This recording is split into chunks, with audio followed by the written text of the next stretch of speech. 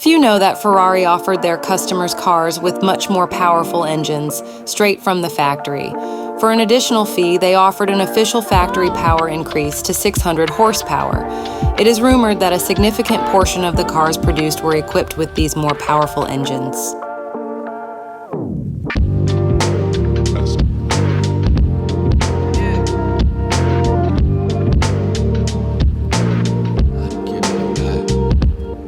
The coefficient of drag is 0.34. When it comes to the Lamborghini Countach of those years, its coefficient of drag was a substantial 0.42. It's not surprising considering that none of the car's generations were ever tested in a wind tunnel for aerodynamics. By the way, you can watch a cool new music video dedicated to the Lamborghini Countach on our channel. You can see the link in the top right corner right now. If you're a fan of this model, you'll definitely like it. We put in a lot of effort.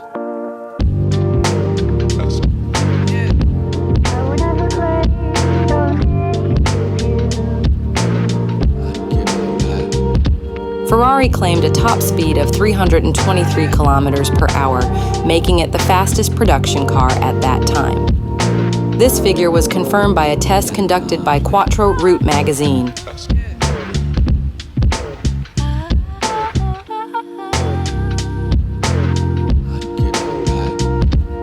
Now let's talk about the acceleration to 100. This figure largely depends on the technique and skills of the driver, the level of traction with the asphalt, as well as luck. The F40 was powerful yet remarkably lightweight, and it didn't have any electronic aids whatsoever. However, if you can feel the engine as the British magazine Fastlane did, it will take you just 3 9/10 seconds to accelerate to 60 miles per hour, or just over 4 seconds if we're talking about 100 kilometers per hour. Up to 100 miles or 160 kilometers per hour under the best conditions, the car accelerated in 7 8/10 seconds.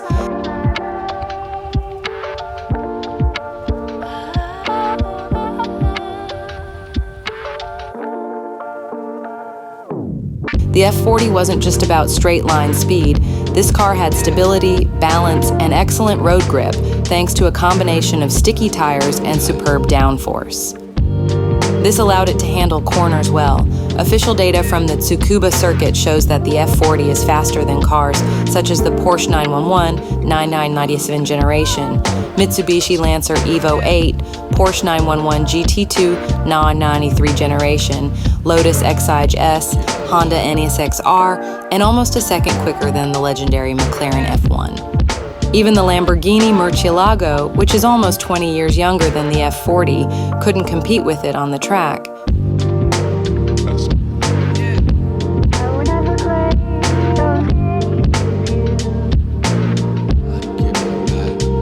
From 1987 to 1992, 1311 units of the F40 were produced, with almost all of them being red.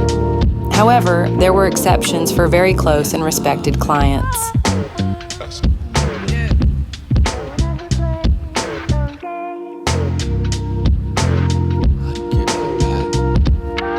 Many early F40s were painted with less than 2 liters of red paint to save weight. The paint layer was so thin that the carbon fiber weave was visible through it. When deliveries began, many customers deemed this undesirable, so their cars were painted with a thicker layer.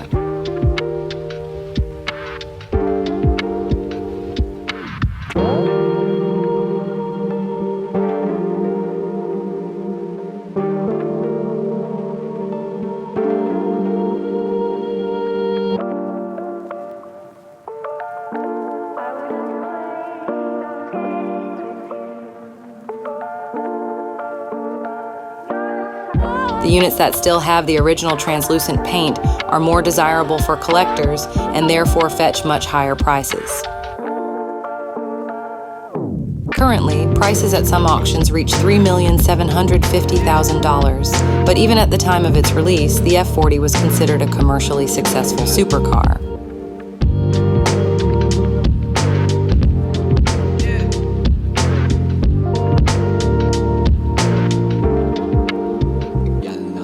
Initially, the F40 wasn't meant to participate in any championships, but as in all companies, the customer is always right, so Ferrari did what the buyers requested. the management launched a project that eventually led to the creation of several racing versions of the F40 LM for the American IMSA Championship. A total of 14 units were created. In the F40 LM, the upgraded engine produced around 700 horsepower during the race and up to 800 in qualifying mode. Aside from the LM version, 5 F40 GT models were also created for the Italian Championship. These cars had more downforce than the LM, featuring an even lighter construction, grippier, wider tires, and some other advantages. However, in the GT version, the engine was not tuned, producing around 600 horsepower. Later on, all racing F40s were renamed to F40 Competizione, as it was deemed in Maranello that the names LM or GT were not suitable for the legacy.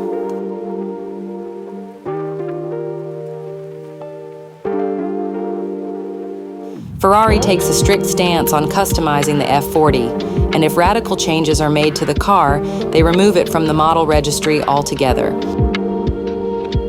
Once the Japanese car shop Liberty Walk created their signature body kit for the F40. After some time, Ferrari also removed it from the model registry. That's the kind of struggle for purity of the breed.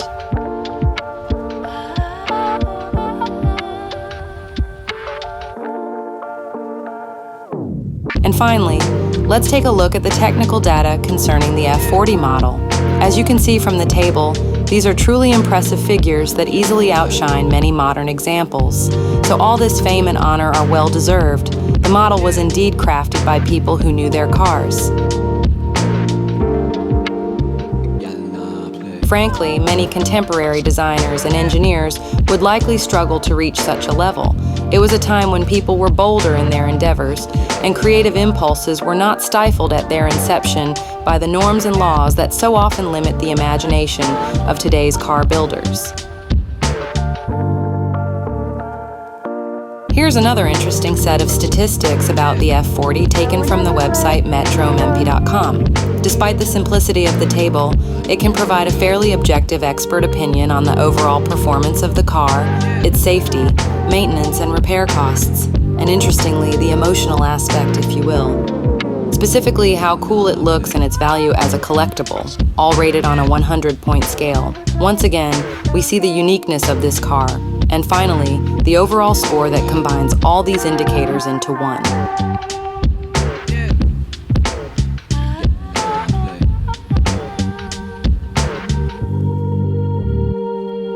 By the way, the first-generation Buick Riviera, according to the same resource, scored 7.3 points, despite the significant difference in age and purpose compared to the F40. This speaks volumes about its outstanding qualities. If you want to learn more about this car, we have 4 entire episodes dedicated to the Buick. And trust me, there's a lot to see, so click the link in the top right corner. I promise you'll enjoy it.